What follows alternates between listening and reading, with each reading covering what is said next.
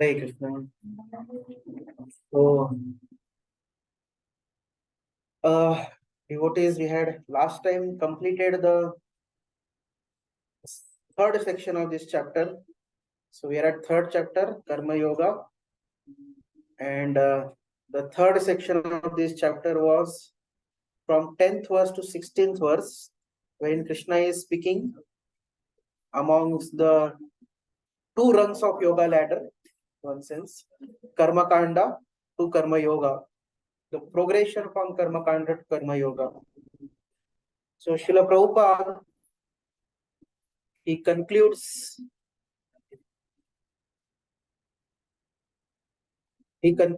this particular section. He concludes this section with anecdote that one should not limit his progress only to the point of moral codes, but should transcend them to attain Krishna consciousness.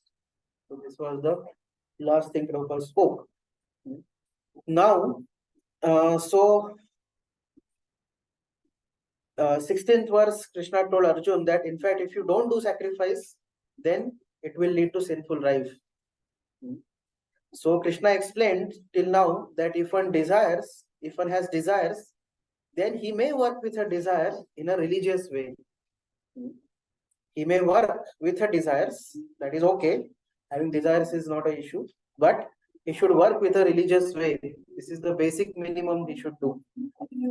Now, he explains that even if one has no desire for material enjoyment, still he should work.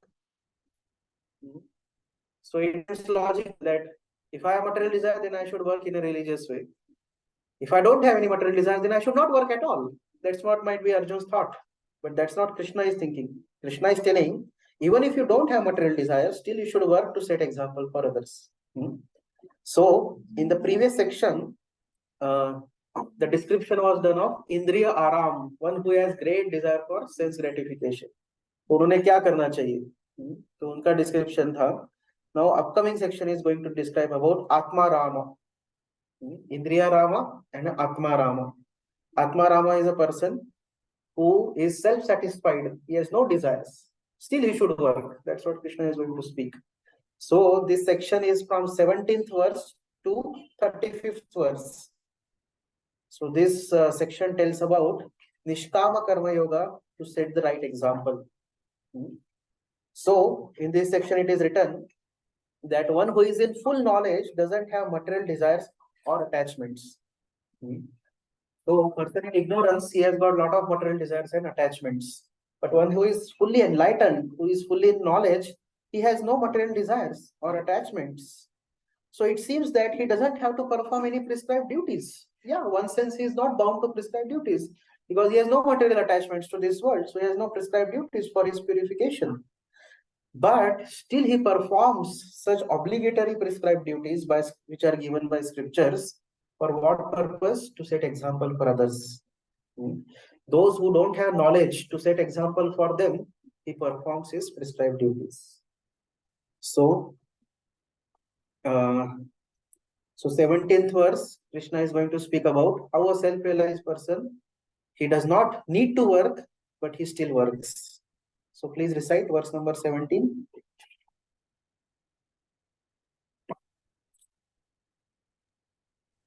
Just a minute, please. Vishnu Prabhu. यस्त्वात्मा रतिरेव स्यात् आत्मतृप्तश्च मानवः आत्मनि एव च सन्तुष्टः तस्य कार्यं न विद्यते. Translation. But for one who takes pleasure in the self, whose human life is one of self-realization, and who is satisfied in the self only, fully satiated, for him there is no duty. Yeah. So duty is for one who is not self-realized fully yet. One who is self-satisfied, Atmarati, such a person, who is self-realized, he doesn't have any duties to perform in this material world. So, Prabhupada in the purport says that a person who is such a person who is self-realized or Krishna conscious, for him, he has no duty to perform in this world, and all the impiety within is instantly cleansed for such a person. So even if he had been having any impious background, but because he has taken to self-realization, his impurity is instantly cleansed. So such a this thing is achieved after. So such a result or effect is achieved after many thousands of yajna performances.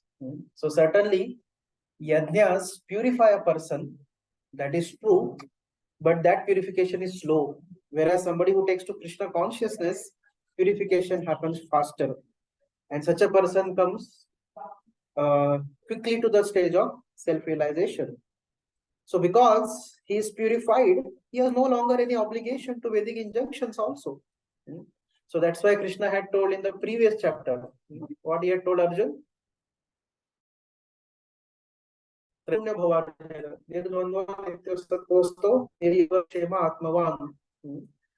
So, if a person is above the level of karma kanda, he has on the platform of self-realization, he has no obligation to perform Vedic injunctions. Why? Because he is no longer interested in material activities. So that is a stage of a person who is self-realized. So this was described as an Atmarati person, one who takes pleasure in the self. So such a person is not concerned with loss or gain while performing his duty. This is the symptom of Atmarati. How to test the person is Atmarati, is self-realized. He is not concerned with loss and gain. He is not affected by loss and gain. Nor is he disturbed by other obstacles. Then he is called as Atmarati. So now, even if somebody such a person is there, whether he should work or not, that will be spoken in the next verse by Krishna. So 18th verse, please recite.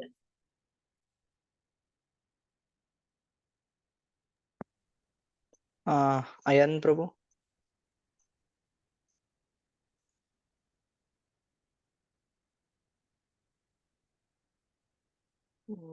Okay. Bibu Prabhu. Okay.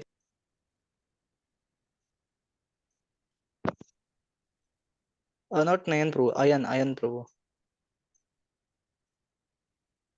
Bibu Prabhu. Pritish Pradhan Prabhu. Okay, bro. नैव तस्य कृते नार्थो न कृत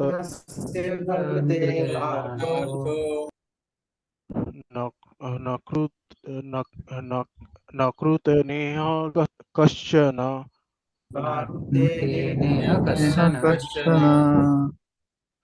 न चस्य सर्वभूतेषु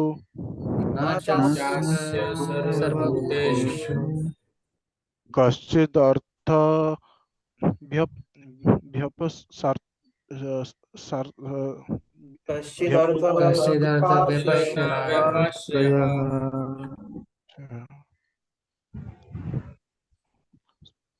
salary translation also? Yes. Okay.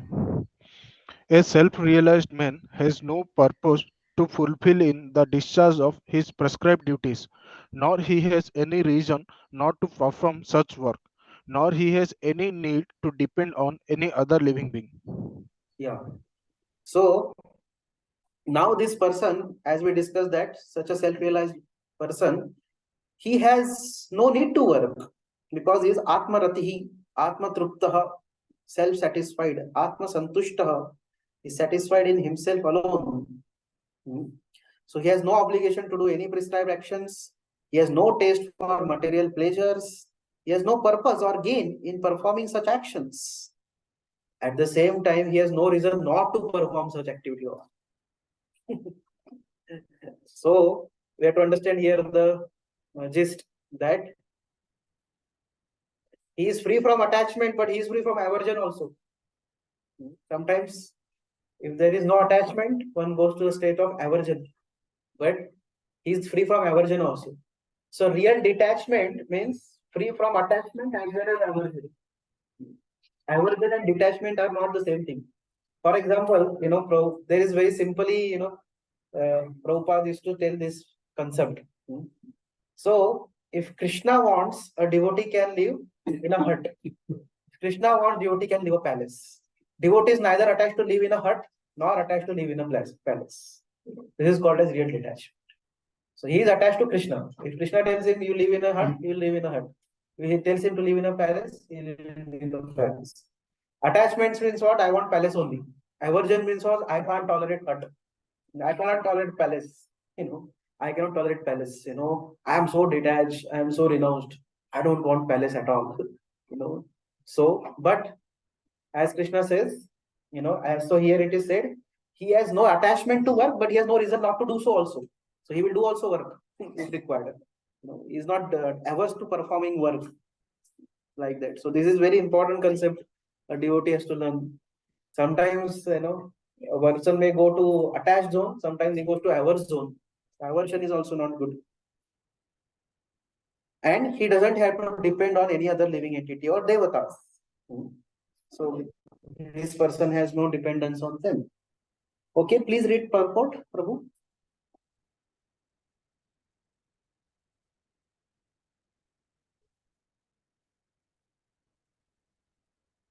Please read purport.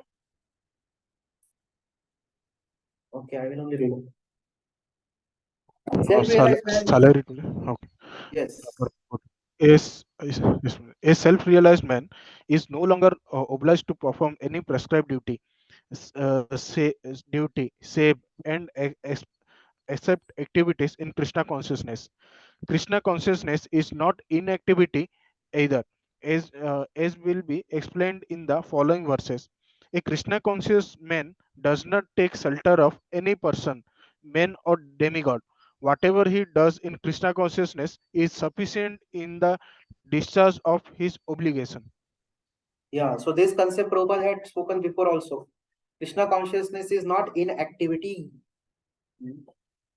So one should not take to laziness in the name of Krishna consciousness. So that's what Prabhupada is again reiterating the same point. Yeah. So please recite 19th verse.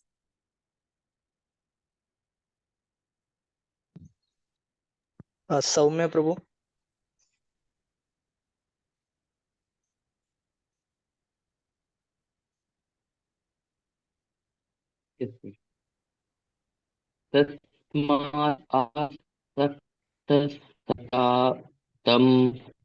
तस्मादसक्तः सततं कार्यं कर्म समाचर कार्यं कर्म समाचर आसक्तो हि आचरं कर्म असक्तो हि असक्त्याचरन् कर्म परम आपनोति पुरुषः. परम् आप्नोति पुरुषः. Listen. Therefore, without being attached to the fruits of activities, one should act as a matter of duty, for by working without attachment, one attains the supreme. Yeah. So in this verse, Krishna is telling obligatory work should be done with detachment. Tasmat asaktah satatam, without being attached to the fruits of the actions. Asaktah. Asakta means attachment. Asakta means without attachment. Karyam karma samachara, and should act as a matter of duty. Asakto hi acharan karma. So by working with dutifully, with detachment, param apnoti purushaha, one can attain liberation or supreme lord. So if one works without attachment, one can obtain the supreme lord. So one who has spiritual intelligence, so he doesn't have to perform prescribed actions with desires, but such a person does such prescribed actions without attachment to the results to set right example for others. So Prabhupada in the purport he says, a person therefore acting for Krishna or in Krishna consciousness under the proper guidance and without attachment to the result of the work is certainly making progress towards supreme goal of life. So as we know that Prabhupada is giving us the elevator method, if you remember from the previous things. So in this verse, it is not so much specifically mentioned about somebody has to work for Krishna. He does any prescribed duty. Prescribed duty means basically, again to clarify, is the duty which is given according to his varnashrama situation, according to scriptures. So he does his prescribed duty, but with detachment. But Prabhupada takes it one step ahead. He should work for Krishna. So it comes more in the form of devotional service, right? So Prabhupada is, that's why, taking us to the elevator method. So without attachment to the result of work, so this is called basically Nishkama Karma Yoga. So he is making progress towards the supreme goal of life. So Arjun is told that you don't have to worry about victory or loss in the battle. You should do your duty in a detached spirit. In fact, you should do it for Krishna. Because Krishna wanted Arjun to fight. So this is the ultimate cause. Why should Arjun fight? Because Krishna wants him to fight. So Prabhupada says to be a good man or a non-violent man is a personal attachment, but to act on the behalf of the Lord is the act without attachment for the result. So he may want to be a good man in the worldly eyes. So that is his personal attachment. But he has to act for the Supreme Lord's service. That is the real Nishkama Karma Yoga. So this is the perfect action of the highest degree recommended by Supreme Personality of Godhead Krishna. So, and then further Prabhupada says that those who are done, Vedic rituals, they are done for the purification and they are performed in the field of sense gratification. But one who is acting in Krishna consciousness is transcendental to both good and evil work. So this, in this way, working without attachment is real renunciation. Renunciation which is caused by knowledge. How this renunciation comes? It comes through knowledge. So now, next, Arjun wonders if there are any examples of such persons who could do it. Generally, if we work, we become attached. Na? अरे, मैंने इतना मेहनत किया, उसका फल मुझे मिलना चाहिए कि नहीं? Isn't it? It seems to be a very idealistic concept. Just imagine you do a lot of job and you don't get any salary. How difficult it will be, isn't it? So that's why Arjun is telling that if there are any examples of persons who attain God consciousness by such karma yoga. So Krishna next cites the examples of other warriors who have attained such perfection by working without attachment. So please recite verse number 20.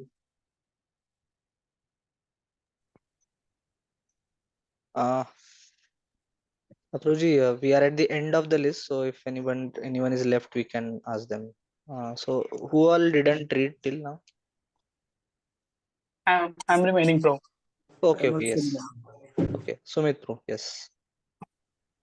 कर्मणेवा हि संसिद्धिम् अस्थिता जनकादया लोका संग्राहम् एवापि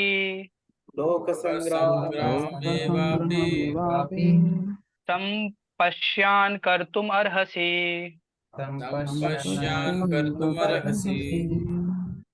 Translation: Kings such as Janaka attained perfection solely by performance of prescribed duties. Therefore, just for the sake of educating the people in general, you should perform your work. Yeah. So, setting the right examples, in order to set the right example, one should work. And who established that right example? That right example was set by Janaka Maharaj. Some Siddhim, although he was perfected person, he was fully detached from all the types of material desires, but he still performed his prescribed duties. Although he was beyond any obligatory work, still he performed his prescribed duties. Why? Loka sangraha. Loka sangraham evapi. For people in general. In order to set examples for people in general. So we know who was Janak Maharaj.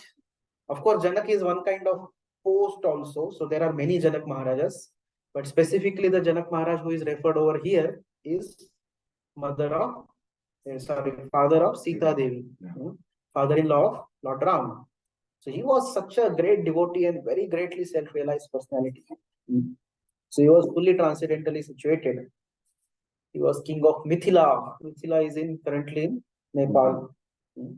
So Prabhupada says, but it is subdivision of Bihar province in India. So it's like, not exactly border. You can say that those days it was not India and Nepal, right? So it was like spread over across the two countries.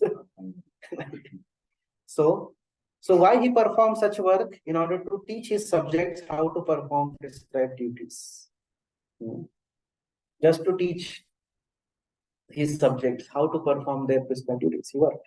So, in fact, I was hearing one lecture of His Holiness Radha Govind Goswami Maharaj. He was telling that Janak Maharaj was so self-satisfied that he had no material desires to perform. But even though he was like that, when he saw Ram, he got very excited. Although he was such a Atmaram person, Atmarati person, but when he took darshan of Ram for the first time, he got so excited and all various symptoms of ecstasy manifested within him. So in this way, Krishna is telling Arjun, so similarly, like Janak Maharaj, he did his duties to set example for others. Even if you think that you are self-realized and you have no material desires to fulfill, still you should perform your duty. And you may think that I don't want to commit violence. Yes, that is fine in general. In general, one should be non-violent. But sometimes the violence is necessary when good arguments fail. So we see that Bhagavad Gita is not teaching violence or non-violence.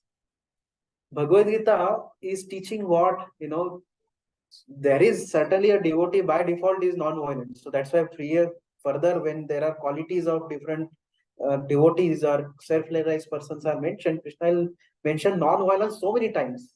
He will mention. So in general, devotee is non-violent. But then, that's why we see that before the Kurukshetra battle, every effort was made to avoid the battle. Even Supreme Lord Krishna went as Shantidut, isn't it? He went as a Shantidut in order to make some kind of peace proposal. But because the other party, Duryodhana's party, was adamant and they were not to be listening through the peace proposals, so there was no other option left than fighting. And that's why Prabhupada says, in such a case, there was a need of fighting. So devotee in general, or a self-realized person in general, he will like to be always non-violent, and that is good. But when there is a necessity, he is ready to also fight and commit violence. Like that. So first, default is not violence. Default is he will be peaceful, non-violent. But if it is required, then he will do violence also. So that's what happened with Duryodhana's party.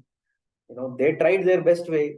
First they negotiated for all other options, but when all the peace negotiations failed and Duryodhana was like adamant, then they had to take to this violence. And now this violence was being committed under Krishna's direction, the Krishna's desire. So Arjun is not bound to reactions for them. So this is not unnecessary violence. It is a necessary violence. So that's how Prabhupada says ahead that although one is situated in Krishna consciousness, may not have any interest in the world, still he works to teach example. He teach the example. He wants to teach an example for public, how to live and act like that. So say if Arjun renounces work and goes to the forest, as is suggesting, people will also follow his example. They will also say, that okay, we will also not do any work now. Just imagine all Kshatriyas, they say that we want to be non-violent now. then what will happen? The country will remain unprotected, and all unscrupulous people, they'll loot country practically. So what will happen to people? So there will be first of all chaos in the country itself. जो उनका राज्य है उसमें भी बहुत सारा chaos हो जाएगा. दूसरा क्या है? What will happen to those such people who have gone to forest forsaking their duty? They will also find themselves in difficulty. Why? Because they'll be externally renounced, but internally absorbed in their material desires. They are not free from material desires like Arjun. Arjun may be free from material desires, but other people, if they also try to imitate Arjun, then they will be so frustrated. Because internally they have so many material desires, and they are unnecessarily taking to the path of so-called renunciation. So in this way, they themselves will be also frustrated in their life, and there will be certainly a chaos also in the chaos will also happen within this thing in the society because of people giving up their prescribed duty. So that's what is the consequence. So 21st verse, please recite. Who else was left? Anadi going to? Yes. Yes. 21st. Yad yad acharati shreshtas यद्यदाचरति श्रेष्ठः devotara janah तत्तदेवेतरो जनः sa yat pramanam kurute तत्तद्यप्रमाणेतरो जनः lokastadnuvartate.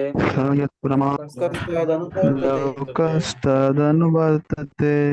Translation. Whatever action a great man performs, common men follow. And whatever standard he set by exemplary acts, all the world pursues. Yes, this is very famous verse, right? Very, very famous verse. The verse to be memorized. All of us should memorize this verse. This is typically the verse quoted when we are preaching to Shreshthas, right? So this verse is telling how common men, they follow a great person. Everybody has a tendency. People in general always require some role model or a leader who can teach public by practical behavior. So they always want to have such a role model. And Prabhupada says that Chaitanya Mahaprabhu said that teacher should behave properly before he begins to teach. A teacher has to set example first before teaching. So such a person who teaches by his example is called a acharya or ideal teacher. But what is that example? Now Shrestha can be in various ways. There are many political Shreshthas, there are many Shreshthas within the sports or cinema industry also. Or there may be business Shreshthas. But here what Shrestha is referred to is not the Shrestha simply who is kind of a very talented or skilled person in a particular field. The Shrestha referred over here is what Prabhupada is, that's why clarifying. Such a teacher must follow the principles of scriptures, Shastras, to teach the common man. The teacher cannot manufacture rules against the principles of revealed scriptures. So Shrestha referred to here is a Shrestha who acts according to the principles of Shastras. Then he can lead people to the right path. So he should not manufacture his own rules and regulations which are against the principles of Shastras. So this is very important. So Prabhupada is very careful. People may take up things in different directions. Oh, we have this so and so Shrestha also, so let us follow his example. No, that example means you should follow the codes and conducts of scriptures, like scriptures like Manu Samhita and other scriptures. So Prabhupada says that even Srimad Bhagavatam also affirms that one should follow in the footsteps of great devotees, and that is a way of progress on the path of spiritual realization. Even in Mahabharata it is written that, what is that verse? We had quoted, if you remember before, for Muni. Tarko apratishta. Yeah, it ends with that. Tarko apratishta shrutayo vibhinna. Nasa munir yasya matam na bhinnam. There is no person who can be called Muni unless and until he has a different opinion. But absolute is tarko apratishta. Absolute truth cannot be understood through tarka. Tarko apratishta. Because different people may hear different things. But then how the absolute truth can be understood? धर्मस्य तत्वम निहितम गुहाय. धर्मस्य तत्व जो है, धर्म का तत्व है, वो बहुत ही कॉन्फिडेंशियल है. How it is understood? महाजनेन योगदस्त पंथाः. जो महाजन के फुटस्टेप्स फॉलो करते हैं, उससे हम धर्म के तत्व समझ सकते हैं. So that's why when we say we have to यद्यद् आचरति श्रेष्ठ तत्तदेवेतरो जनाः. So those people who are following the injunctions of scriptures and who have digested those principles, these are the great examples. And one set of such examples are 12 Mahajanas. Swayambhu, Narada, Shambhu, Kumara, Kapilo, Manu, Prahlado, Janako, Bhishmo, Baliruvaya, Sakkirvayam, Dwadashite Vijanimo, Dharman Bhagavata Bhataha, Guhyam, Vishuddham, Durbodham, Yad Dhyatmamritam Ashtute. This is from Srimad Bhagavatam, 6th canto. Who is speaking this verse? Yamraj. Yamraj. Yes, Yamraj is speaking. So he lists down these 12 Mahajanas like that. So in this way, one should follow in the footsteps of great devotees. Even in Nectar of Instruction, which we will study ahead, there are also one of the very important limb of bhakti. Among 6 limbs favorable for bhakti is Sato Vritti. Sato Vritti means following in footsteps of great devotees. And Prabhupada says, so that is a way of progress on the path of spiritual realization. Now please listen very carefully. The king or executive head of a state, the father and the school teacher are all considered to be natural leaders of innocent people in general. So these three are the natural leaders: politicians or kings, father, and teachers. School teacher, especially school teacher is being mentioned. These are natural leaders because we all remember school teachers more, right? School teachers give us more sanskaras than college teachers also. School teachers are more impactful, or in general, any teacher we can say. So father or mother, it refers to both. So parents, then the king or administrative leaders, and then the teachers. These are all very much innocent leaders. So these are all natural leaders for innocent people. All such natural leaders have great responsibility to their dependents. So if one becomes all these three, it is a responsibility to set the right example. So how they will set a right example? Prabhupada says, first of all, they should be conversant with standard books of moral and spiritual codes. They should be conversant with books of moral codes, which are like Manu Samhita, etc. At the same time, they should be also conversant of books of spiritual codes, that is Bhagavad Gita, Bhagavatam, other Puranas, Upanishads, and all that. So they should be first of all become conversant with them. Also, they should try to implement them in their life. They should try, at least make an effort. The sincere efforts are always seen by a person. They are always acknowledged. So those efforts they should make, by which they will be able to set the right example for people in general. So especially these three types of people have a lot of impact, and it is their very, very big responsibility to set that type of example. Because naturally the children follow teachers and children follow parents. And people in general, they follow the king. Yatha Raja, Tatha Praja. Isn't it? जैसे राजा है वैसे ही प्रजा रहता है. So that's how they become naturally the followers of the leaders. People naturally follow the leaders. 22nd verse, please recite. Hare Krishna, who else is left? I can go. Okay, Ashutosh Shankar. Yes. न मे पार्थास्ति कर्तव्यम् नमे पार्थास्ति कर्तव्यम् त्रिषु लोकेषु किंचन त्रिषु लोकेषु किंचन नानवाप्तम् अवाप्तव्यम् नानवाप्तम् अवाप्तव्यम् वर्त एव च कर्मणि Varta Varta eva cha karmani. Translation. O son of Prutha, there is no work prescribed for me within all the three planetary systems, nor am I in want of anything, nor have I a need to obtain anything, and yet I am engaged in prescribed duties. Yeah. Generally, very few people consider their own disqualifications. So people feel that, oh, he's qualified, more qualified than me, so I should be wary of my tendency to imitate him. So generally, people's tendency is what? If we see others' activities and they seem pleasurable, immediately people want to join those activities.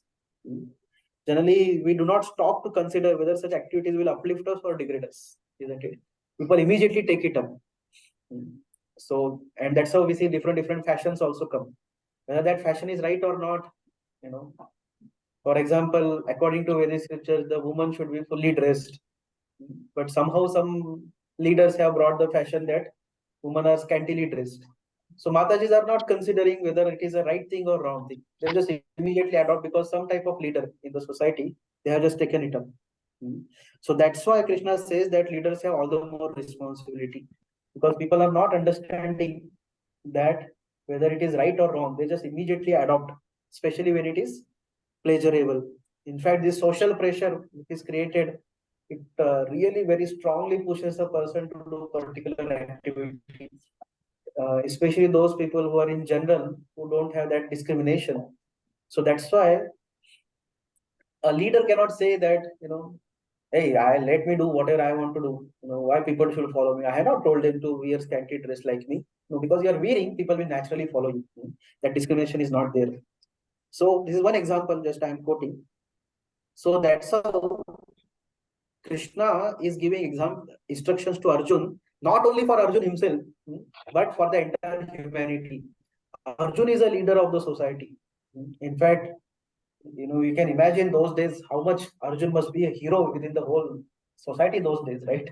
What must be Arjun's impact? Everybody must be asking, "Arey Arjun kya kar rahe hai?" He is always under CCTV camera of people, right? What is doing? What are his activities? Is that? Isn't it? So that's why Krishna is telling, if you run away from battlefield, then all people will say, "Arey chalo, Arjun bhage to hum kyun?"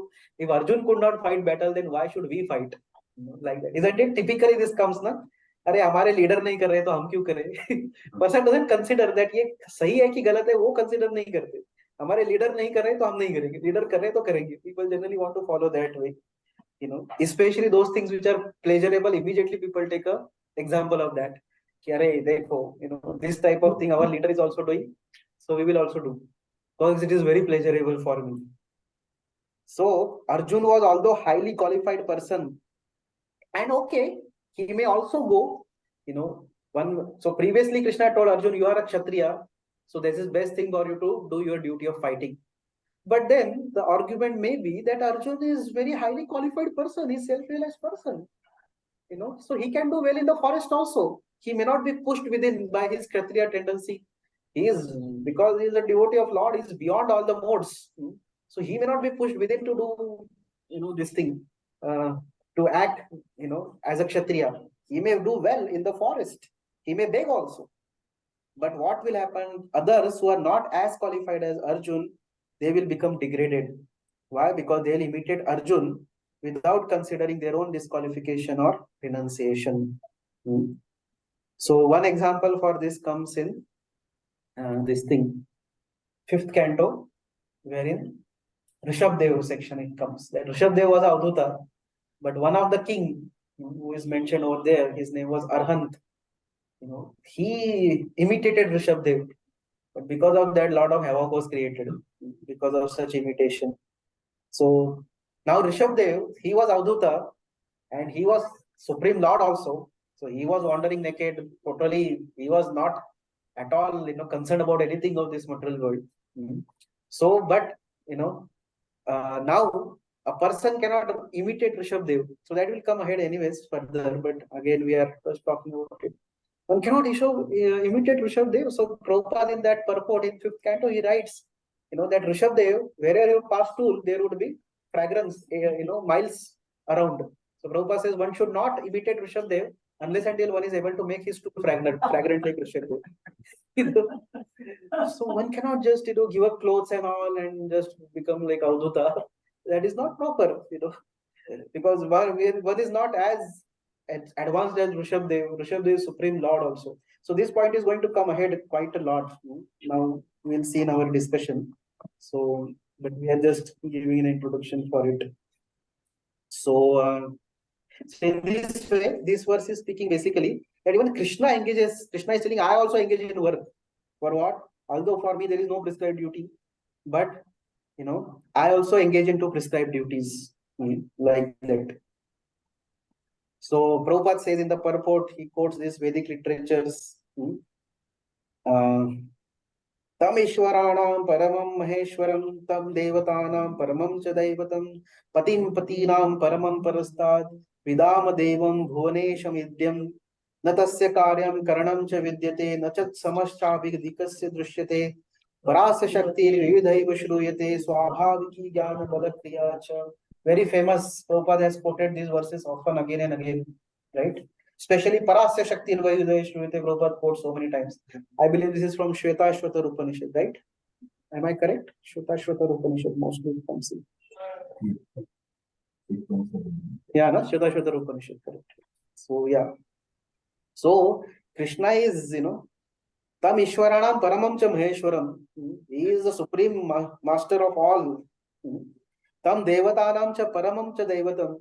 He is the supreme demigod amongst all the demigods also. He is the master of all the demigods also.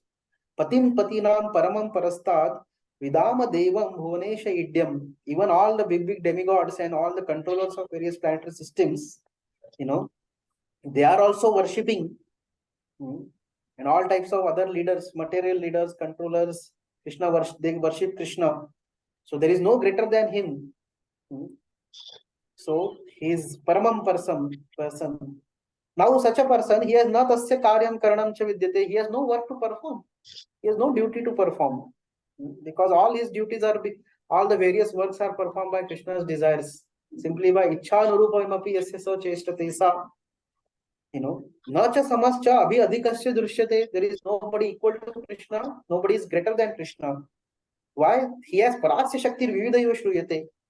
He has so many energies to perform all the particular tasks. Swabhaviki jnana bala kriyacha. As if they perform as if automatically. They don't have to go and ask Krishna every time that can I do this? Should I do that? That's not required. They understand Krishna's design, they perform all the things perfectly. Still, Krishna says, although this is my position, although he does not possess any bodily form like that of ordinary living entity, so still Prabhupada says, Krishna says that still I am performing my own duties. I also perform my duties. So everything is full in opulence in personality of Godhead, but still Krishna performs his duties.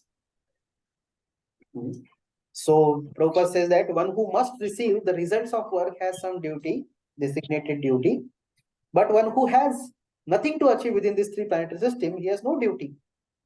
Still, Lord Krishna engaged on the battlefield of Kurukshetra as the leader of Kshatriyas, because the Kshatriyas are duty bound to give protection. Krishna could have said, "Nahi, mujhe nahi karna hai kuch battlefield. Why should I go in battlefield? I have nothing to gain. Do I need a kingdom for myself?" Krishna is already the king of all planetary systems. Maheshwaram is, so he doesn't need any kingdom for himself. But, still he engaged into the battlefield. For what? Because it is a duty of Kshatriya to give protection. Krishna was externally acting as a Kshatriya within this world. So he was duty bound to give protection. That's why he participated in the battle. So, so in this way, Krishna, he gave previously the two examples. One example was of Janak Maharaj, and now he is giving his own example also. So he needs nothing. Krishna has no need for anything. He is full in himself. He is God. He is the source of all. In fact, entire universe can be simply created or destroyed by his will. So he has no needs. But still Krishna also acts according to scriptures. So what is the reason why Krishna acts according to scriptures? That will be spoken in the next verse. So please recite 23rd verse. Anyone left? Rohit Prabhu.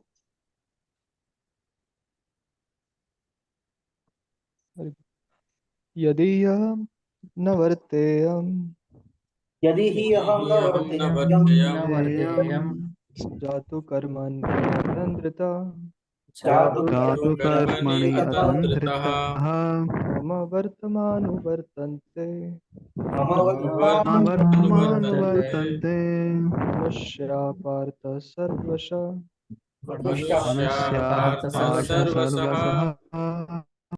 For if I ever fail to engage in carefully performing prescribed duties, O Partha, certainly all men would follow my path. Yeah, this is the reason Krishna is performing his duties. He says, if I ever fail to engage carefully in performing my prescribed duties, all men would certainly follow my path. Isn't it? So, what purpose is? Although such Vedic rules and regulations are for conditioned souls and not for Krishna, but because Krishna descended to establish the principles of religion, that's why he follows the prescribed rules. That's why in general Krishna follows the prescribed rules also.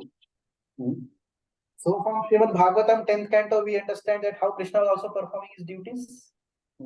Krishna used to wake up early in the morning as the roosters would, at the cooing of the roosters, Krishna would wake up. Of course, nowadays roosters are not available. Alarm clocks nowadays. Alarm clocks are replaced with roosters. So Krishna would get up and then he would meditate. Now whom he will meditate? He would meditate on himself only. So Prabhupada there writes, but we should not think that I will also meditate on ourselves. Because Krishna is Supreme Lord, so he will meditate on himself, but we should meditate on Krishna, like that. So he would meditate. Then he would take bath. Although Krishna's body never becomes impure, there is no difference between his body. His body is completely spiritual. What is the need for him to take bath? There is no bad smell coming out of his body. His teeth are, there is nothing, bad odor which comes from his teeth. But he would take bath. He would brush his teeth. He would give charity to Brahmanas, and he would do all other his prescribed duties. So we'll read it in the 10th canto. It comes. So just like a householder is required to perform a particular duty, Krishna would do all those duties out of his home also. So that was Krishna's example he set, by his own example, because he had come to set an example. He had come to establish the religious principles. Now, one may say that Krishna's all actions are not setting an example. Right? One may argue this, that yes, Krishna may say, I am doing my duty on the battlefield of Kurukshetra. I am doing my duty as a Kshatriya, but his behavior in Vrindavan with gopis, that's not an example. That's what question Parikshit Maharaj asked also when Shukadeva Goswami is starting to describe Rasa Leela of the Lord. Parikshit Maharaj says, my God, how can Krishna do like this? He can dance with others' wives, he can dance with other girls. What people in general will think? They will think, oh, this is all right. So his dealings with gopis do not conform to the recommended Shastric path. It is not a Shastric path. Yes, so that is correct. So it is true that Krishna generally does not transgress spiritual injunctions, but he occasionally does so to please his devotees. And also, he wants to establish his supreme independent position. He is not the person of this world to be bound by the rules and regulations of this world. So occasionally, he may break such rules of scriptures. Now, His Grace Gurujan Prabhu says, so therefore, if there is a discrepancy exists between Krishna's words and his actions, his words should be followed. One should not imitate Krishna because Krishna is Supreme Personality of Godhead. One should not act in opposition to Shastra like that. So, if there is a discrepancy between his actions and words, one should follow Krishna's words, not his actions. So, uske upar Prabhupada will talk about in the next verse also, how one should not imitate Krishna. So, there is an imitation and following. That's what will come ahead. So, please read 24th verse.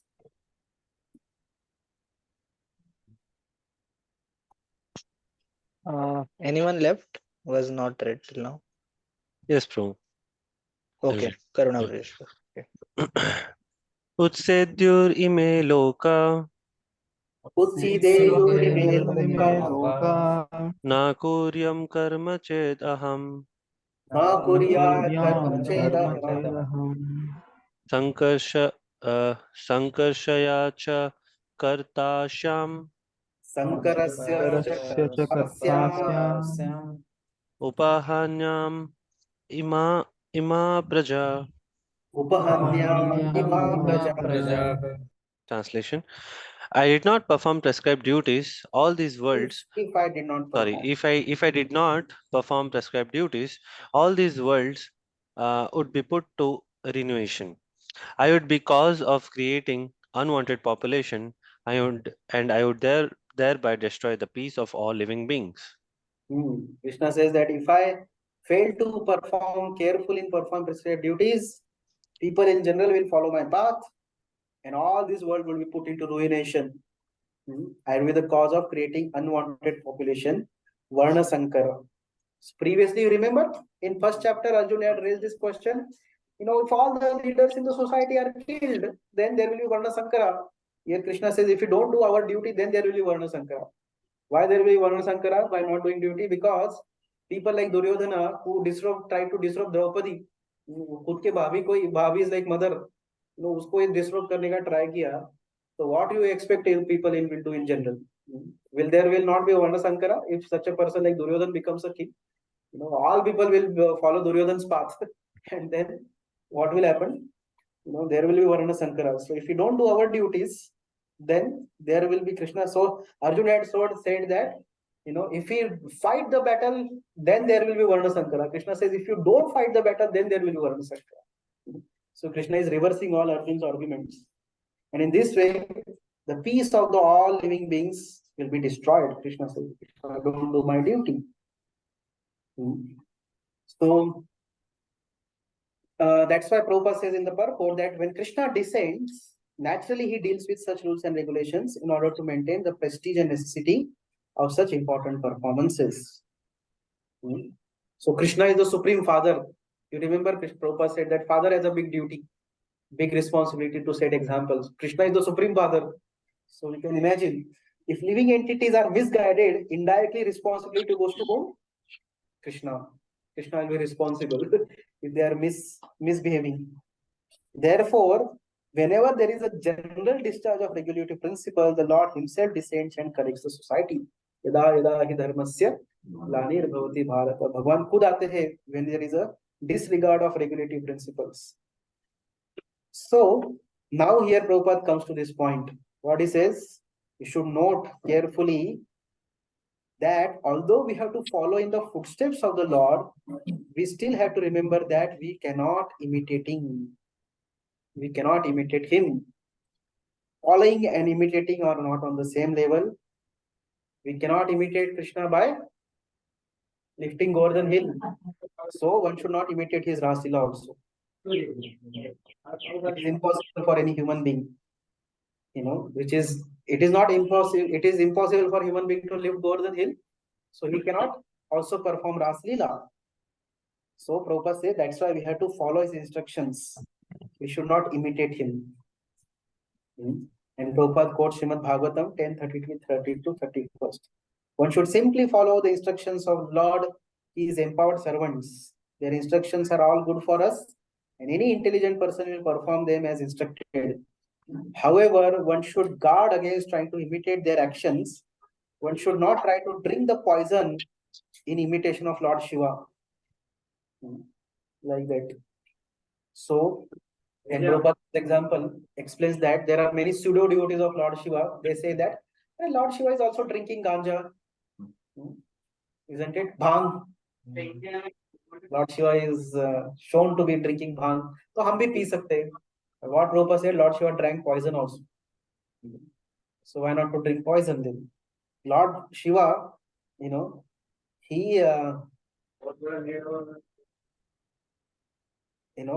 he could drink poison and he would not be affected. But if somebody imitates Lord Shiva, thinking that I can also smoke ganja or drink bhang, then they are calling death very near, Prabhupada says. So that's why Krishna's Ras Leela similarly cannot be imitated. There are some of the Christians, they say that, oh, Lord Jesus Christ also ate sometimes fish. Now it is only once in a while he ate for a particular situation. But they take this example that he also ate fish. Prabhupada said Lord Jesus was crucified and he came back to life also. Can you come back? Then don't imitate Jesus. So that's why it is very clearly to be understood that one should not imitate these great souls, who are big controllers and who are very powerful people. So one should not try to imitate the powerful, but simply follow their instructions.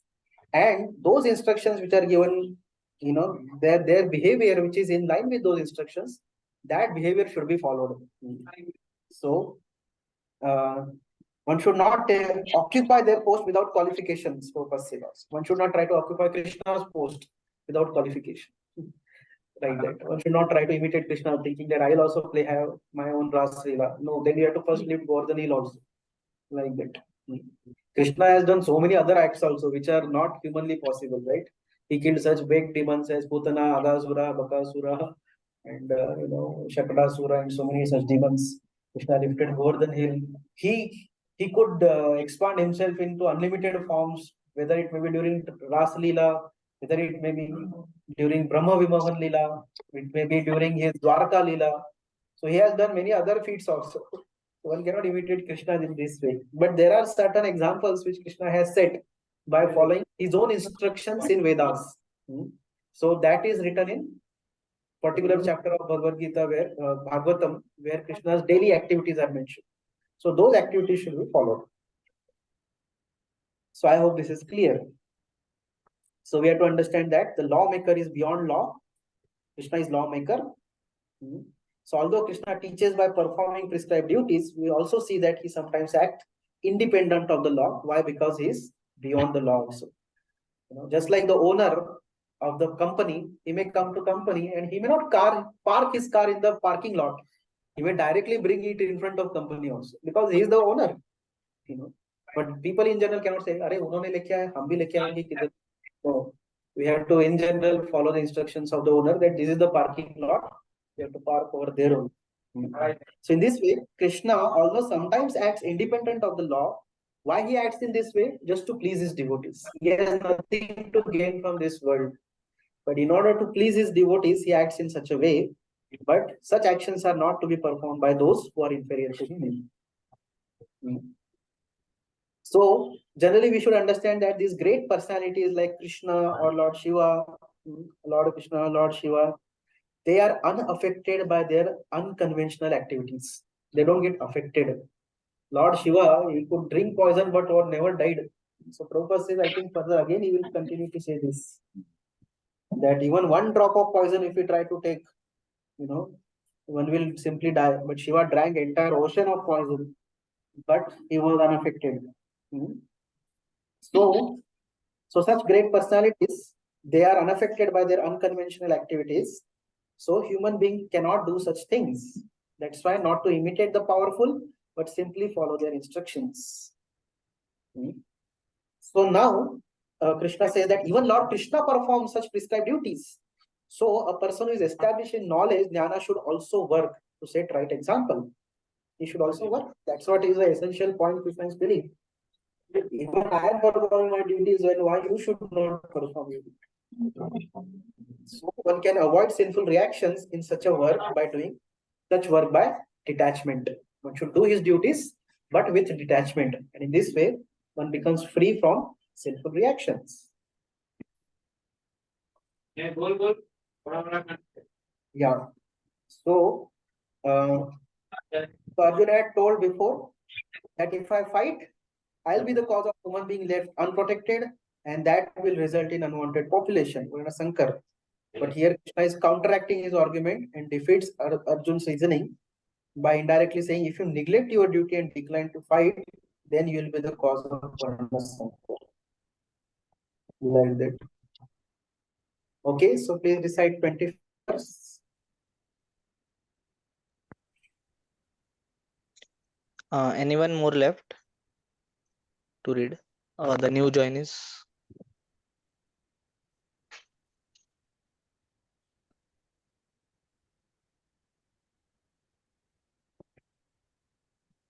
Hare Krishna, 25th, right? True? Yes. Yes, 25th.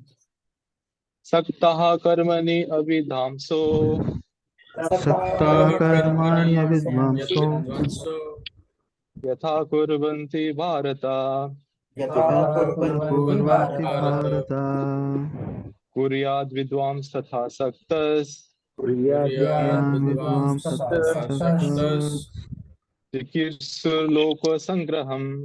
loka sangraham. Translation: as the ignorant perform their duties with attachment to results, the learned may similarly act, but without attachment, for the sake of leading people on the right path. Yeah. So Prabhupada says, very powerful line. First line in the purport: a person in Krishna consciousness and a person not in Krishna consciousness, how they are differentiated, not by their activities, but by their desires. By their desires. So although a person in Krishna consciousness may be appearing to be doing same activity as a person not in Krishna consciousness, but their desires are different. So, and what is the consequence of such desires? A person who is in Krishna consciousness, he does not do anything which is not conducive to his development of Krishna consciousness. He refrains from those activities which are not conducive to his Krishna consciousness. Patikulyasya varjanam, anukulyasya sankalpaha, patikulyasya varjanam. So although he may be exactly acting like any other ignorant person who is too much attached to material activities, but a Krishna conscious person engages in such activities simply for the pleasure of Lord, whereas an ignorant person is engaged into such activities for his own sense gratification. So why is Krishna conscious person acts in material activities, apparently material activities, just like any other ignorant person of this world, in order to set example. So in order to show example how to act and how to engage the results of action in the purpose of Krishna consciousness. So a devotee may also be working, he may also be studying, he may be also be housewife, she may be housewife, doing a whole household chores, but he does it without attachment, and he does in order to show example that how results of such activities can be offered to Krishna, so that people also are induced to come to the path of Krishna consciousness. So 26th verse, please recite. Anyone more remaining? Hare Krishna. Okay.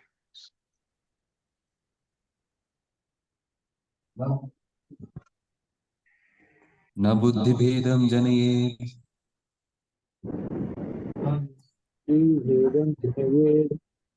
ajnanam karma sangina Ajnanam karma sangina joshayet sarva karmani joshayet sarva karmani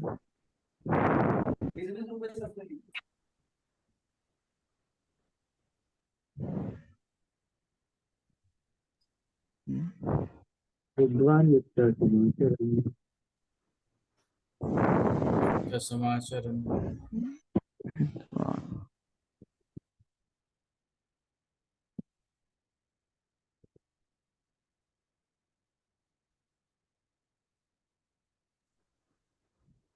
I guess you are muted.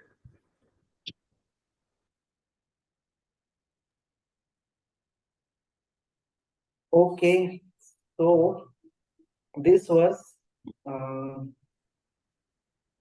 is telling, don't disturb the ignorant. Krishna is telling. So Prabhupada says, Vedaisha sarvairaham vedya. That is the end of all Vedic rituals. So all the rituals and various performances of sacrifices in Vedas, even all the things which are meant for material progress in the Vedas, the goal of all such things and instructions is to understand Krishna, the ultimate goal of life. But Prabhupada says, because the conditioned souls do not know anything beyond sense gratification, they study Vedas to that end. Means what? Conditioned souls generally study Vedas to get higher sense gratification. So what happens when they perform such fruitive activities? and sense gratification through the Vedic process, then they are gradually elevated to Krishna consciousness. So this is a gradual path of advancement in Krishna consciousness. So Prabhupada says, therefore, a realized soul in Krishna consciousness should not disturb others in their activities or understanding, but it should act by showing how the results of all work can be dedicated to the service of Krishna. So don't disturb them, but he should act. He should act within this material world also by performing various duties. Why? To set an example for them that how the results of all one's work can be dedicated to the service of Lord. A learned Krishna conscious person may act in such a way that the ignorant person working for sense gratification may learn how to act and how to behave. So it is again confirming to the example of Janak Maharaj, Krishna himself. So now, so this is what it may be. Now let us see, Prabhupada changes the gear and he says that although this is a fact, don't disturb the ignorant person. But although the ignorant man is not to be disturbed in his activities, a slightly developed Krishna conscious person may be directly engaged in the service of the Lord without waiting for other Vedic formulas. So it is true that don't disturb ignorant people. In fact, just set an example for them how to engage the results of one's work which they want to do in service of the Lord. So now people in general these days, they don't abide so much by Vedic injunctions. So, but in general, whatever duties are there, one can perform, a devotee can also perform those duties so that people can understand that how one can be a good devotee while remaining within this material world also. So devotee does his duties of this material world also, which are there in current times, whatever duties we have. If you are a student, we have duties of studying, we are working, then we have duties to a job. Family man has duties towards family, society, all these things one may do. So he should not disturb ignorant people and he should do such duties in such a way so that people will ask, oh, you are such a nicely duty bound person. What do you do? And then he will tell, yes, I offer my results to Krishna. And in this way, he brings them slowly to the path of Krishna consciousness by his own examples, not by disturbing them. But if he finds out some person who is slightly developed in Krishna consciousness, somebody who is interested in Krishna consciousness, such a person can be directly engaged in the service of the Lord.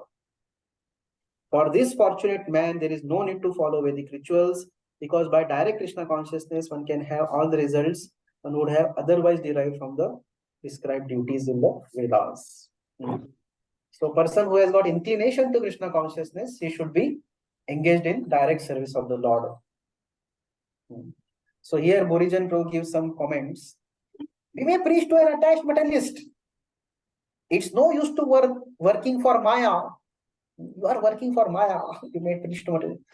You can't take your great gains with you when you die. What will you eternally gain by such work? Yes. Is anything wrong about it? This is correct philosophy. It is true. But Krishna herein recommends that additional strategy. He says, okay, you may tell like this. It is truth only. Encourage such people who are attached to their work and its fruit for devotional service. This is another strategy. So, premature renunciation without spiritual realization leads to degradation. So, in this way, Krishna is telling how those with knowledge should relate to those who are without knowledge.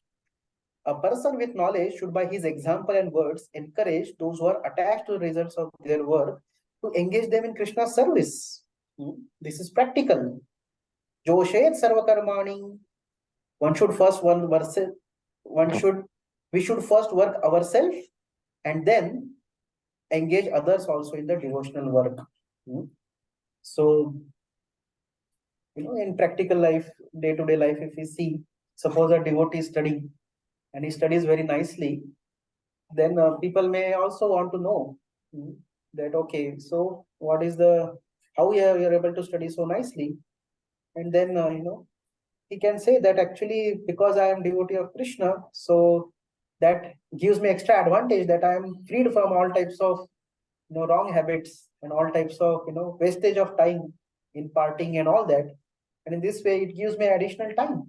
So if you also become devotee of Krishna, then you can also become better student. But devotee, first of all, himself should study nicely. Then he should set an example for people, and in this way he engages the people also into devotional work. So this is one example. There can be example for everything like this. So there are three levels of work. One is karma kanda. Karma kanda means what? Working only for the fruits. That is karma kanda. Second level of work is what? Sakama karma yoga. Means what? Establishing Krishna as the goal, still remaining attached to the fruits.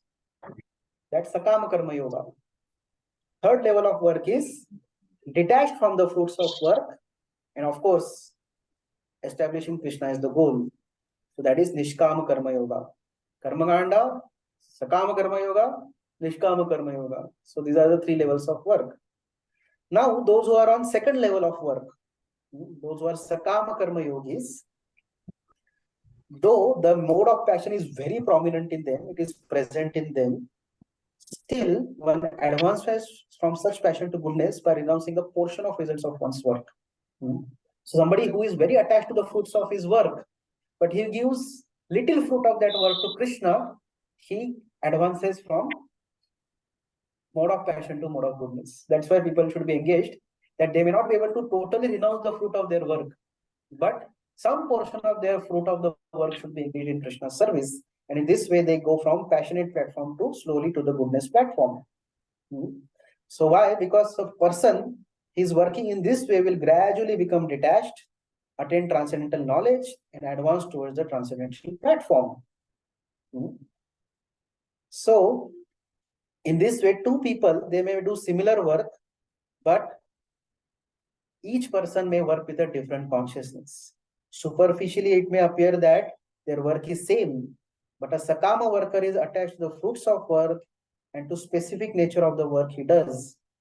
Nishkama worker is detached from the fruits of work, but he remains attached to the work itself. The quality of work is measured by their attachments. However, the highest stage of work occurs when one is detached from the fruits of work and also from the work itself. And he continues to work, but his impetus is simply devotional surrender to the Supreme Lord, devotional surrender to Guru and Krishna. So you understood there are various levels of worker. Person, first of all, is a karma kandi. So karma kandi means he simply wants to do karma kandi activities or fruitive activities in general, whether karma kandi or not, for enjoying all the fruits for himself. Sare fruits unko hi chahiye. I have done this yajna, I have got wealth, I'll enjoy this wealth myself fully. So this is karma sakam. This person is karma kandi or karmi in general, fruity worker. Above that level is a person who is more advanced than him, is a sakama karma yogi. Sakama karma yogi is also attached to work as well as fruits, both. But he gives some portion of his fruits to Krishna. Chalo, aap thoda le lo, Bhagwan. So previously I heard example of a tailor. Now, for example, take an example of tailor. So now the tailor who is a karmi tailor, what he will say? I do the tailoring. I'll get this thing. I'll get money through this tailoring. So I enjoy all that money for myself. But Sakama Karma Yogi tailor, what he will do? Yes, I get 5,000 per month by tailoring. Out of that, 1,000 I'll give for Krishna. But remaining 4,000 for myself. So for my enjoyment. So in this way, he's attached to work. I will do tailoring only. And I want all the fruits of my work also, but some fruits of my work I'll give for Krishna. Now, such a person, or he may say, sometimes I'll give, as he advances, he will say, I'll do tailoring for Krishna's dresses free of cost. Yeah, pehle he may say, I'll do it in cheaper rate. Eventually, he will say that I'll do free of cost. Means what? Now he is advancing towards the path of Nishkama Karma Yoga. He says that, so Nishkama Karma Yoga means he's attached to work, but not to fruits. So he will say, I'll do for Krishna free. No charges from Krishna for tailoring his dress. In fact, all my fruits of my all activities also I want to give to Krishna. Everything I can offer to Krishna. I don't want to do anything for myself. So, and then person advances further, he comes to the platform of from Nishkama Yoga to Bhakti Yoga. What is Bhakti Yoga? No attachment to work, no attachment to fruits. Krishna said, I don't want any fruits, anything I do, all the fruits are for Krishna only. Work also, I am not attached to being tailor only. I can do toilet cleaning also for Krishna, I can do preaching also for Krishna, I can do tailoring also for Krishna, anything I can do for Krishna. That is Bhakti Yoga platform. So we understood various levels of working. So from Karmi to Bhakti Yogi, there are various levels of working. And what is the distincting factor? The quality of work is measured by their attachment and detachment. How much they are attached to various things. So in this way, a person can act at various level and slowly progress also from Karmi to Bhakti Yogi. One can get to the stage of Bhakti Yogi. Some people can do it very gradually. It may take longer time for some people to become detached in that way. So that's why, rather than immediately telling people to renounce everything, first of all, we should try to engage them in Lord's service. First of all, engage their fruits in Lord's service. Then engage their work in Lord's service. And eventually they themselves will be fully engaged in the Lord's service also. That may happen. So that is the highest perfection. Highest perfectional stages of Bhakti Yoga. So, but one will come there in a gradual manner. So in this way, we are over time today. So we'll stop. Thank you very much. Hare Krishna. Granthara Srimad Bhagavad Gita ki jai. Srila Prabhupada ki jai. We will meet tomorrow. So there are some questions here I'll take. Those who want to go, they can carry on. How and from where we learn moral codes? We learn specifically for devotees, we can learn moral codes. As such, there are moral codes are mentioned in Manu Samhita, Mahabharata, Ramayana, these literatures also. So devotee can read these literatures. From there, one can learn moral codes. In general, these moral codes are also strewn here and there in Prabhupada books also. In various places, Prabhupada also mentions some moral codes like that. And specifically, Prabhupada used to quote Chanakya Pandit to give moral codes. So Chanakya Niti has, because there are so many moral codes, but essential moral codes are given in Chanakya Niti. So Prabhupada used to, speak up from Chanakya. What is that? Matravat Paradareshu, Paradraveshu, Loshtavat, Atmavat Sarvabhuteshu, like that. Krishna says that leader should not do those activities by imitating people in general, degrade himself. Leader should not do those activities by imitating people in general, degrade themselves. Okay, like Arjun should not give up war. Is there any reason for which Lord or his devotees do some activities which can't be imitated by people in general? Like the activities of Lord Rishabdev? Yeah, so that's what we told one reason. Two reasons we discussed already in our discussion. That one reason was to establish that Lord is beyond this material world, is not bound.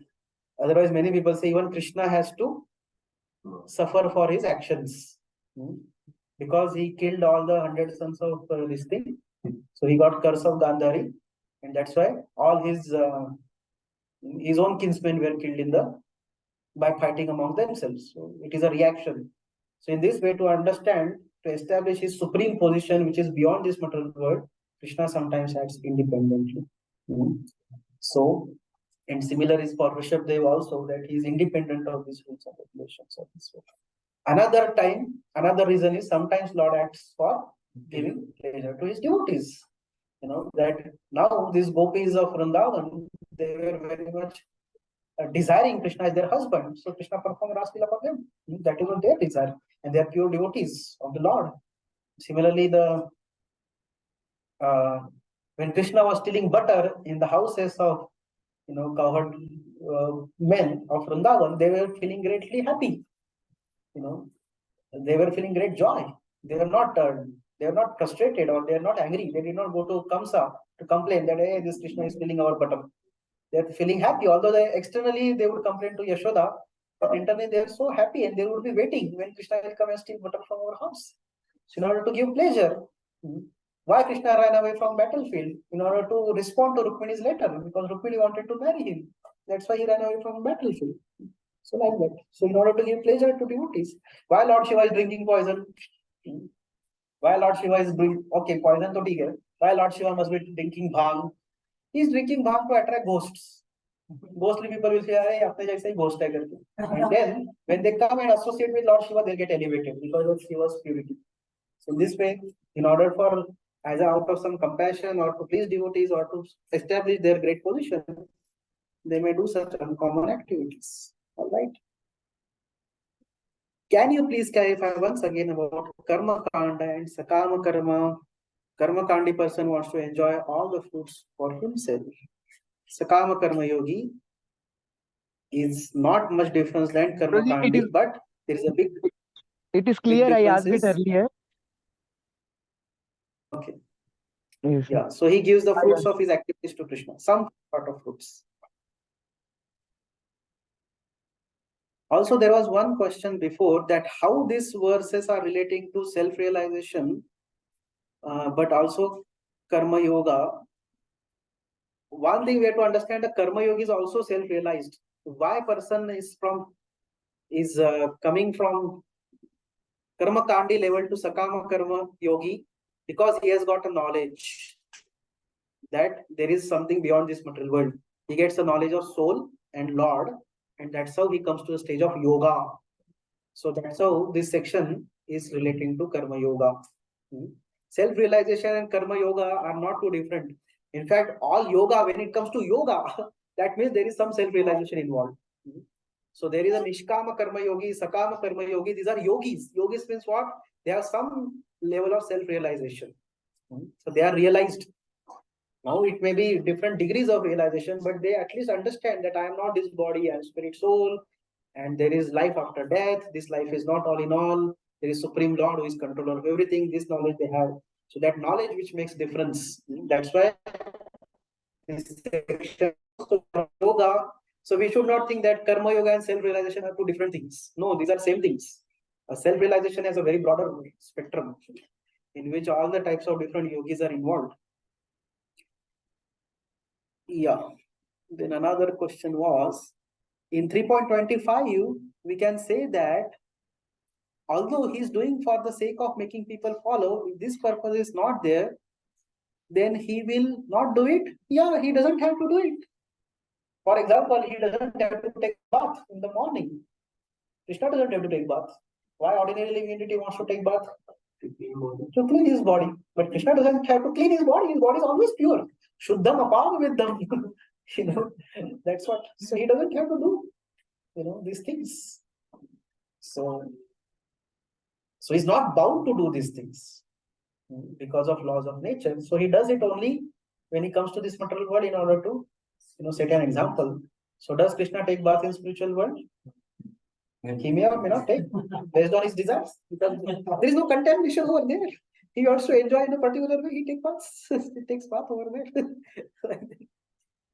There is no need of, it's not a regulative program for Krishna. Subah subah utko nahana hi chahiye in spiritual world. But he may do it. He may not do it. Right? Whatever he likes, he does. Is Sakama Karma Yogi devotee bound by karma? This is a little complex question because it is not a 0 or 1. Yes or no answer cannot be given. It depends on the degree the attachment is. So, and Sakama Karma Yogi, as we discussed, there is a devotee Sakama Karma Yogi maybe also there, who is a devotee only, but he is kind of Sakama Karma he is doing. And there is a non-devotee Sakama Karma Yogi also. If you remember, we had discussed that in Yadhyarthat Karmanam Netra verse case में we had discussed it devotee non-devotee. तो दोनों type के लोग रहते हैं. So उसमें थोड़ा फर्क रहता है, in their karmic reactions, So in general, a person who performs devotional service, his karmic reactions are burnt to ashes. But a person who is not in devotional service, he may be karma yogi in a other sense. He may not be a devotee. Then he will be bound by certain karma. So that's why it is difficult to give answer yes or no. Because there are various level of karma also. There is a prarabdha karma, there is aprarabdha karma, there is bijam, kutam, phalonmukam. So in what sense the answer can be given? So it is based on to the degree he is attached. To that degree he gets some karmic reactions.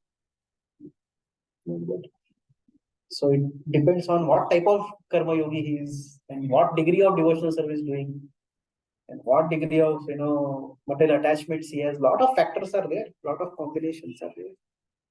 Yeah. Should sakama karma yogi devotee perform prescribed duties as per Shastra and then offer the result to Lord? Or as Srila Prabhupada says that in one of the even who is slightly Krishna conscious should directly engage in his service. Should sakama karma yogi devotee perform prescribed duty as per Shastra and then offer the results to Lord? Or who is slightly Krishna conscious should directly engage in his service? What's the difference? Slightly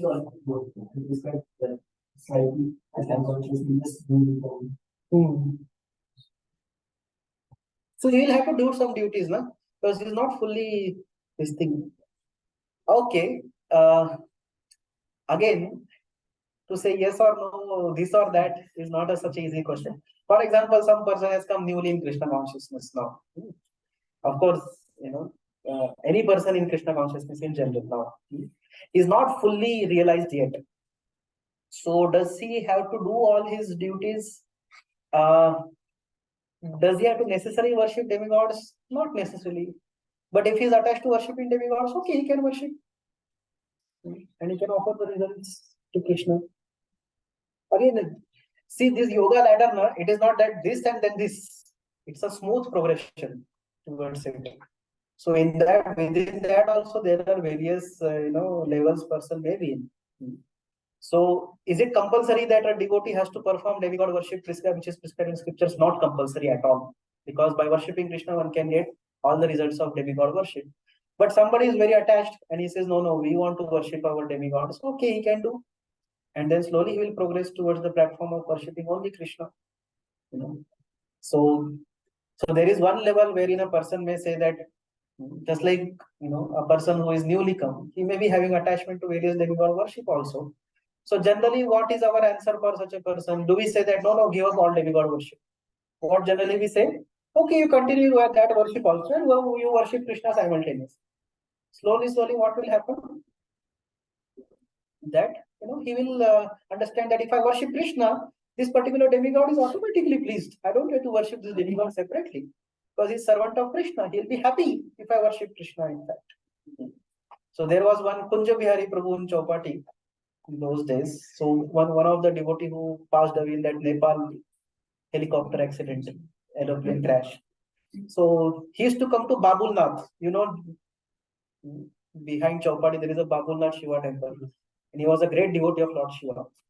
Now slowly he became attached to coming to Chaupati temple, and then he became worshipper of Gopinath. So now in the beginning he may be worshipping Babulnath and Gopinath together. That's fine. But if he advances, he'll understand that Babulnath is very pleased when I worship Gopinath. In fact, that's what Babulnath wants. In 4th canto, Lord Shiva very clearly tells those who are devotees of Krishna, they are very dear to me. Like that. So in this way, he gets that realization and he doesn't have to separately worship Babulnath. But that doesn't mean that a devotee was once upon a time, one devotee had asked here that we should respect now. I think that is obvious. There is a obviously devotee will respect even an ant. Why he will not respect demigods? And what is because those demigods were such a great devotees of Lord Shiva? So we have to very clearly understand this, that he doesn't worship them as supreme Lord. But that doesn't mean that he disrespect them. Why such extremes, Baba? One extreme is I will worship them as supreme Lord. Another extreme I disrespect them. This is not appropriate behavior. He does never disrespect demigod. Tomorrow some demigod comes in front of you, will disrespect her. How can we respect even Prime Minister of this country when he comes? We'll disrespect demigod. What logic is it in that? I don't understand this. Of course, devotee respects demigods. Of course, he offers obeisances to them. Just like we offer obeisances to Vaishnavas, the devotee offers obeisances to demigods also. But he doesn't have to separately take a separate efforts for doing Vedic rituals for demigods. He just worships Krishna. Hmm. So it is again on what level of that devotees. It is based on that. What are his convictions and what are his levels of advancement? Meant for purification. Yeah.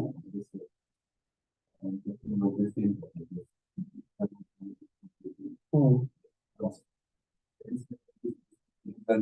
Actually, For purification. That is ultimately coming from Supreme Lord. Yeah. So, if someone is doing his prescribed duty as per the instruction, the scriptures. That is wonderful. and so in a way he's worshipping Supreme Lord in Yeah. that way. Yeah. So will that lead to, like, if person doesn't have any conception of Supreme Lord? Yeah, still it will lead to his purification. The question is that if a person performs the Vedic prescribed duties, so this was dealt before. You were not there in before sections. But if a person simply performs his prescribed duties according to Vedas, will he come to the platform of worshipping Krishna? Yes, he will come eventually, gradually. Because the prescribed duties themselves are designed in such a way that one has to worship Krishna here and there. Like in order to perform any Vedic prescribed duty, you have to do Achman first. And how do we do Achman? Even Shaivite does Achman. Om Keshwaya Namah Narayana Madhav. Slowly he will come, but it may take long time if he has no knowledge. So that's why you can read this. इसमें आप पढ़ो वो 10th जो verse है this chapter का 9th verse. There it is very nicely mentioned. There is a step-by-step method. There is a elevator method. So somebody may, while we doing prescribed duties according to Vedas, he may come across a devotee who may inform him Krishna, and he may directly become a devotee. So he may take an elevator and directly come to the platform being a devotee. And could I would for a person to follow his disability as such is not. Yeah, that question was also asked before. It's a very complex subject matter. He can, so that's why Prabhupada says that it is more easy in Kali Yuga to perform devotional service than performing prescribed duties mentioned in the Vedas. It is easier because, when you want to do yajnas, the proper ingredients, proper brahmanas, and all these things are not available also. So that's why, if you see in today's world, what Prabhupada has given is directly take to devotional service. And so whatever duties you have, that one can do. If one is a student, he can study. If one is a job, he can do. If one is taking care of family, he can take care of family. But at the same time, practice devotional service. And do all these things, keeping Krishna in the center of life.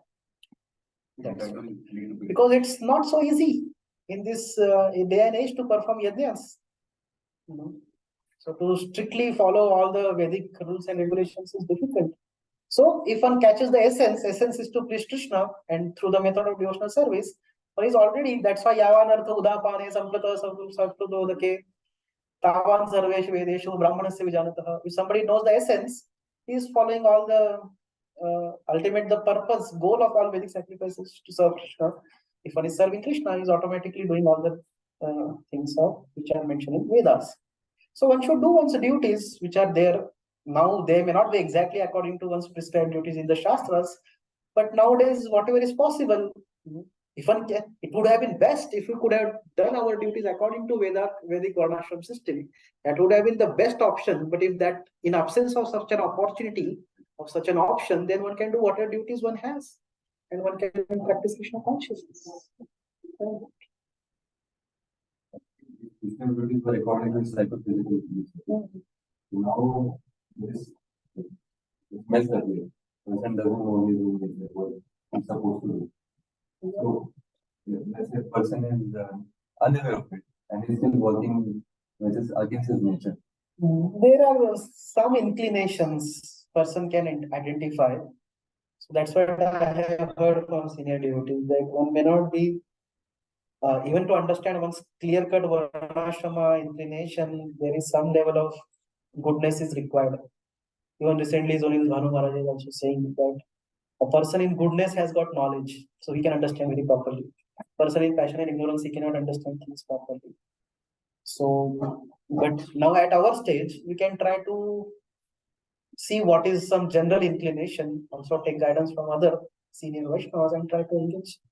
Slowly it may be revealed to us, because by the process of devotional service, eventually one may come to the platform of goodness also. And that way there is some revelation comes, yes, so this is what I'm supposed to be doing. Yeah. So that way comes slowly. In the beginning, it may not be there, but some kind of inclination, if you feel for a certain particular engagement, one can engage into that, provided that it is not against Krishna consciousness. One cannot say my inclination is to kill Prabhuji. Then one can go to battlefield, but don't go to open slaughterhouse. If you are inclination to kill, then you go to border and you may fight and become a soldier. That is fine. Don't open a slaughterhouse because my inclination is to kill. So you kill, then kill enemies of country. You know, maybe something you can do.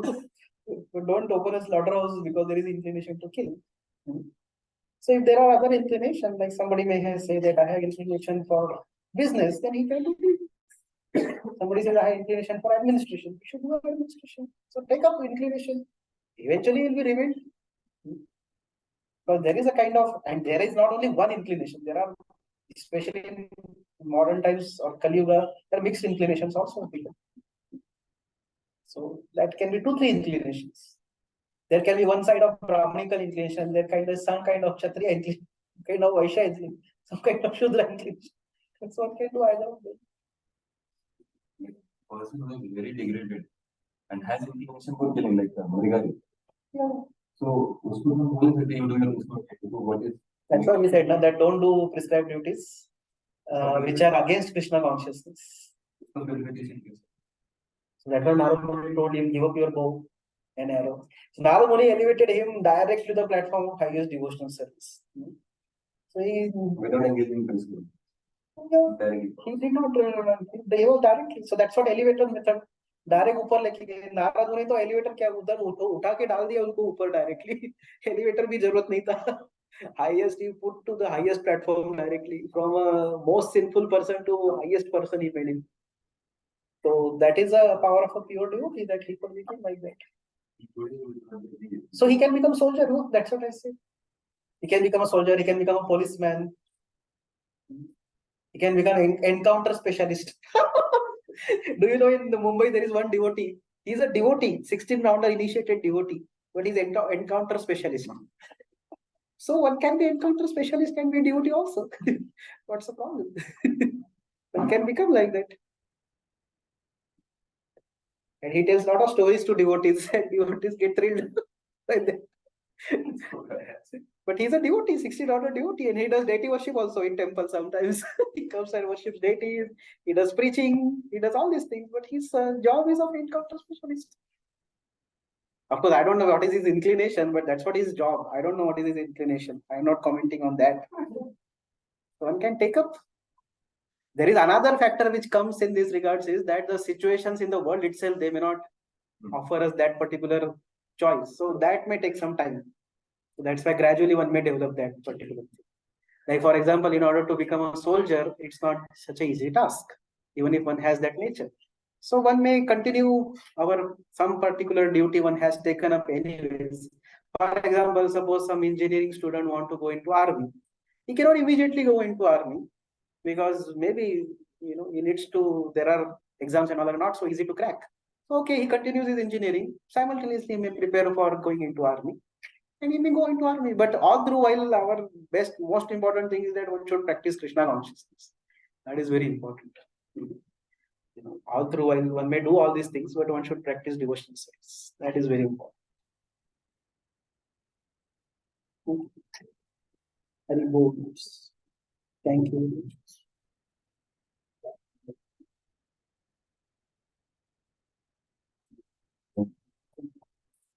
Thank you, bros. We'll meet tomorrow. Thank you. Thank you, Prabhuji. Hare Krishna.